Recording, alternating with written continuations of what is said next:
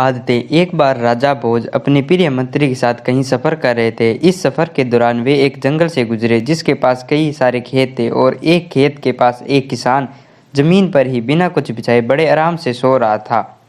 उस किसान को इतनी शांति से सोता हुआ देखकर राजा भोज बड़े आश्चर्यचकित हुए और वहीं ठहरकर उस किसान को ध्यान से देखने लगे।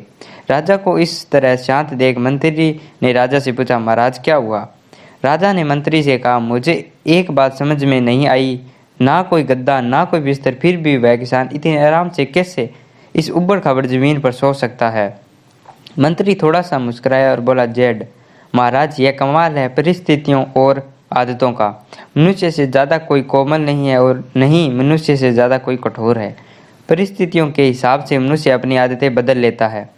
मंत्री की बात राजा को ठीक से समझ में नहीं आई, इसलिए मंत्री ने कहा कि अगर ऐसा है तो इस किसान की परीक्षा ले लेते हैं। विचार विमर्श करने के बाद राजा और मंत्री उस किसान को राजमहल ले गए। राजमहल में किसान को वही ऐशो आराम, खाना पीना और सोने का बिस्तर दिया गया। विचार विमर्श करने के बाद राजा और मंत्री उस किसान को राजमहल ले गए। महल में किसान को वही ऐशो आराम, खाना पीना और सोने का बिस्तर दिया गया जिस पर राजा सोता था।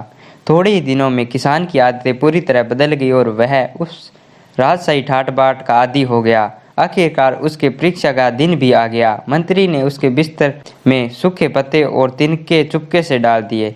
किसान जब उस बिस्तर पर सोने गया तो राजा और मंत्री चुपके से उस पर नजर रखने लगे। कुछ ही देर बाद राजा और मंत्री ने देखा किसान ठीक से सो नहीं पा रहा है और बार बार करवटें बदल रहा है। राजा यह देखकर फिर से हैरान था। मंत्री ने राजा से कहा, देखिए महाराज, मैं यही आपको समझाना चाहता था कि जो किसान पहले मिट्टी कंकड़ पर बड़े आराम से सो जाया करता था, अब उसकी आदतें बदलने के बाद उसे सूखे पत्ते और तिनके भी सोने नहीं दे रहे हैं। कहानी की सीख। दोस्तों, यह कहानी हमें एक बहुमूल्य सीख देती है कि जीवन में चाहे जैसी परिस्थिति आ जाए, हमें उनसे लड़ते रहना चाहिए, क्योंकि मनुष्य का स्वभाव ही ऐसा है कि वह हर परिस्थिति के अनुसार अपने आप को ढाल सकता है और बुरे से बुरा समय भी बड़े आसानी से निकाल सकता है।